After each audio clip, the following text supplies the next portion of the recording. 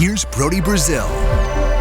You know, when you think about all the major professional sports, really none offer the opportunity for a beautiful backdrop like baseball does. Yeah, basketball and hockey, they're played indoors with a roof, with a ceiling. Football sometimes in a dome, but even then, most times the stadiums are so big and have a second deck all the way around, so encompassing that you can't actually even see outside the venue. Baseball obviously is different, with bleachers in the outfield and sometimes a panorama just like this. PNC Park in Pittsburgh, Pennsylvania, I maintain that it does not get better than this anywhere in baseball. Major leagues, minor leagues, college, high school, you name it.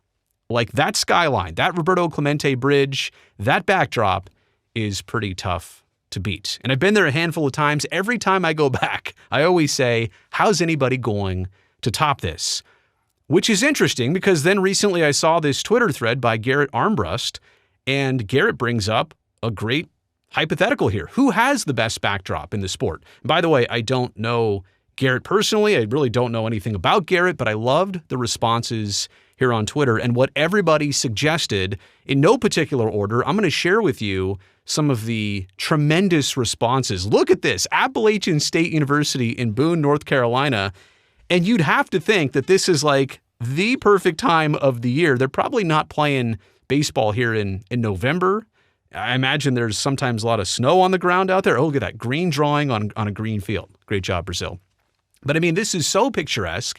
It's also one of those deals where this drone shot or maybe helicopter shot captures Appalachian State's baseball stadium from the most perfect angle. Because I do feel like if you're down at field level, all you're really seeing are those trees, and you can't really see up and out and over what lies beyond this. But from this aerial perspective, the home of the Mountaineers is fantastic. By the way, I've got some notes on each of these. I'll go quick. This is Beaver Field at Jim and Betty Smith Stadium. It's been the home of App State baseball since 2007. In 2019, they added Adirondack chairs accompanying some fire pits down the first base line. Oh, look I see them right there. How cool is that? It was part of a new viewing area for fans. There's chair back seating for 827 installed currently, and that's been that way since the 2015 season. So very cool. Up in the mountains of North Carolina, App State has a pretty sick setup.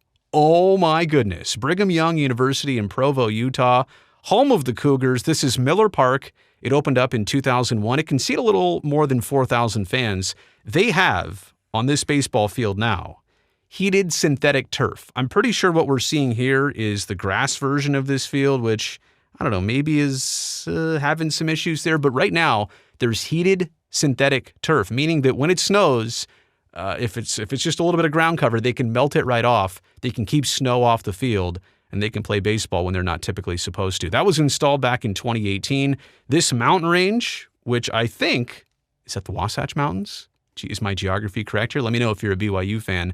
That's about a half mile away. So even though it does feel super imposing out there in center field, nobody's going to hit one a half mile away. But that is pretty darn impressive. Point Loma Nazarene University in San Diego, California, home of the Sea Lions. This is Carol B. Land Stadium. This is NCAA Division II in the Pacific West Conference.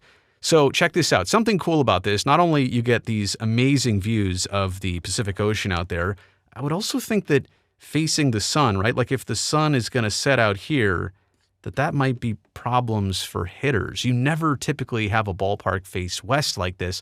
Then again, maybe they just don't play evening games. Maybe they're limited. I have no clue, but I do know this is pretty picturesque. It is beautiful. But did you know, in the 2010s, over 300 new seats, which were previously at Petco Park, were brought in to replace the prior seats of this baseball stadium. I think they're right there and right there.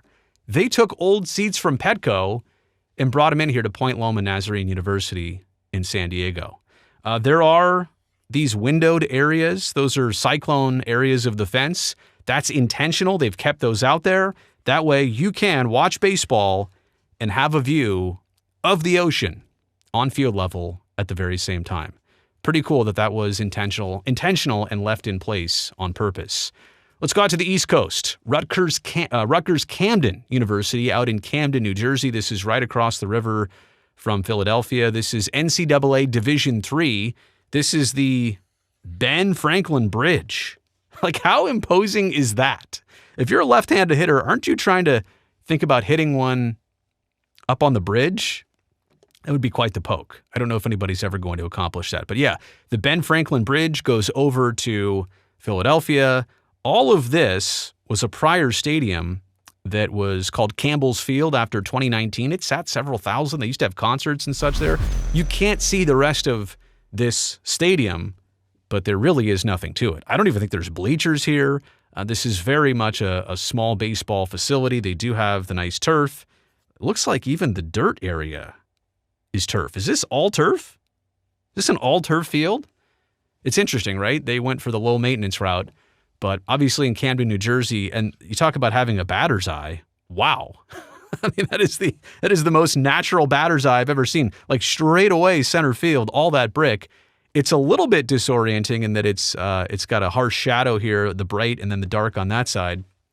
But again, you'll never see a more scenic backdrop than something like that out in New Jersey. All right, back out here to California. And I do feel like, as we look at Pepperdine University, home of the waves out in Malibu, California, I do feel like some of this is photoshopped, right? I'm pretty good with photography and Photoshop myself and high dynamic range photos. And I don't know, I'm looking at some of the shadows. They feel like they go this way, even though the sun would be coming that way. Something feels off about this photo. But look, nonetheless, I'm not trying to take anything away from Pepperdine. I think my wife has been here and said that this is a fantastic view, fantastic facility. Again, home of the waves. This is Eddie D. Field Stadium. Original construction here was completed back in 1973. There's seating for up to 1,800 fans. The facility includes a fully equipped press box, self-contained clubhouses, which are actually underneath the grandstand, so that's pretty cool. There's space for that. Restrooms and a concession booth. So a fully functional, proper baseball stadium. Again, I look at some of the colors here and think that it looks too good to be true, but we understand it's a beautiful situation out in Pepperdine. All right, let's go to Georgia. Here at Georgia Tech out in Atlanta. This is a stadium which they have fully redone. McNeese Baseball Park at Rush Chandler Stadium. The stadium was completely redone in 2002. And then in 2020, it underwent $14.2 million in renovations, 3,718 seats, and the Mark Teixeira locker room is about 2,000 square feet for Georgia Tech players. So a great facility, just kind of a simple backdrop, right? Like it looks so busy and so complex being downtown Atlanta, but it also looks kind of peaceful here with these trees out in the front. Kind of feels like you're in a baseball stadium. You're not pressed up against downtown. You feel isolated a little bit. Nice big scoreboard out there. I mean, for a college baseball stadium, that is a beautiful backdrop. And that is also the perfect time of the day, the way the sun is hitting it. Montreat College in Montreat, North Carolina. Wow, wait a second. What's going on here? The batter's box, it kind of extends with a mat back here. This is another one of those fields where there's obviously blue-colored AstroTurf here. I wonder if that's actual real grass in the outfield. But this is not dirt on the infield. That's more turf on the infield. And look at all the leaves here. I mean, I get it. It's clearly that time of year. It's the fall when this picture was taken up in the Blue Ridge Mountains, by the way. The Montreat College Cavaliers, in the summer of 2020, they did renovations at this stadium. And I say stadium, but it's really just a baseball field with a handful of seats. An all-turf infield and the foul territory, they all got fitted with artificial turf. The Cavaliers play in the NAIA, National Association of Intercollegiate Athletics, but this is one of those other ballparks where it sits up in the mountains. There's not even a lot of photos of this stadium. Is there a name here? Oh, Newell Field, which also used to host soccer, but then they made it baseball only. This looks pretty picturesque when you're down at field level. I would imagine being up in the air, it's even more impressive, just nestled in the mountains. But look at that as one of the ultimate baseball backdrops. All right, University of Washington up in Seattle, home of the Huskies. This stadium opened in March 2014, seating for 2,200. That is beautiful views of Lake Washington out there, and I really should have chosen a different color pen to draw on a green field.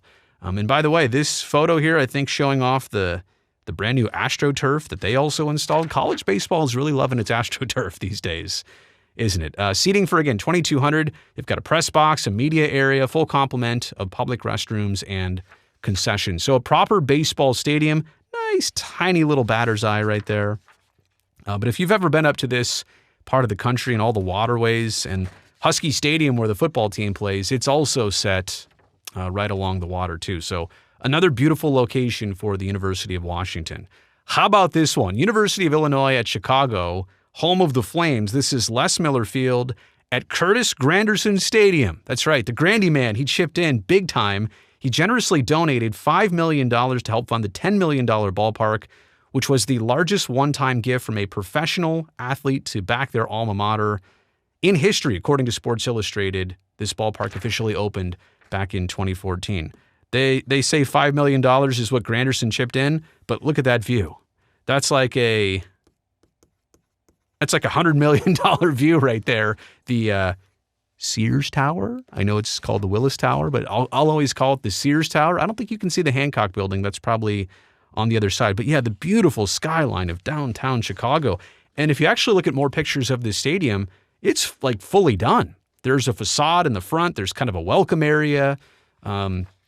For a place like University of Illinois at Chicago, I'm just saying, like, this is as good as anybody deserves. So it's pretty impressive. Not just the field, but the skyline, the whole ballpark complex itself. All right. Number 10, and last but not least, is Wagner College. This is on Staten Island in New York, and it's home to the Seahawks of Wagner College, but they've also played minor league baseball here over the years. This is also kind of a fully equipped stadium, but how could you miss the skyline and the southern tip of Manhattan right there off in the distance? I mean, you kind of wish it was closer. Can you also, I would imagine, is the Statue of Liberty somewhere out there? Like, am I missing it somewhere? I'm trying to think of the angles. I should have looked at Google Maps or Apple Maps before I did this. But you would think that everything you can see out there, or maybe it's off in the other direction. Anyway, long story short, you can see so much out here. What a beautiful skyline. I know people are going to get the right answer for me in the comment section below. This is Staten Island University Hospital Community Park, which is also home to the Ferry Hawks. That's a minor league team in the Atlantic League. But this is the northeastern tip of Staten Island in New York City. This stadium, which, by the way, we're not actually seeing the full stadium here on this side and this side, it's also pretty tremendous. It's like a little mini Citi Field or a mini Yankee Stadium. It cost $29.5 million to build, a capacity of more than 8,000. So this isn't a tiny little field, even though it looks like are we doing the turf infield thing again? The all-turf situation? Again, I didn't realize how popular this was among all these ballparks. Beautiful backdrops and then turf fields and turf infields. I guess the hops are fair, right? And you don't have to drag the infield all the time, and it costs less for water and maintenance, all that stuff. But anyway, and what do they do for the mound, by the way? Just thinking about that. Is that also turf? Is the mound itself turf? Does it get worn out here where the pitcher drags? Quite interesting. Anyway, Wagner College, a multi-purpose baseball stadium, tremendous view of Manhattan off in the distance. So the most scenic baseball backdrops. Thanks once again to Garrett for inspiring this conversation in this video. I don't think anything is really going to touch that in the near future, but those were some fun ones. Let me know what you think about all this in the comment section below. Is there one that you really liked? Is there one that I missed that I didn't know about? I'd love to hear about it. Also, thumbs up while you're down there. That'll help me, this video, and this channel. And also, don't forget to subscribe so I can definitely see you back here next time.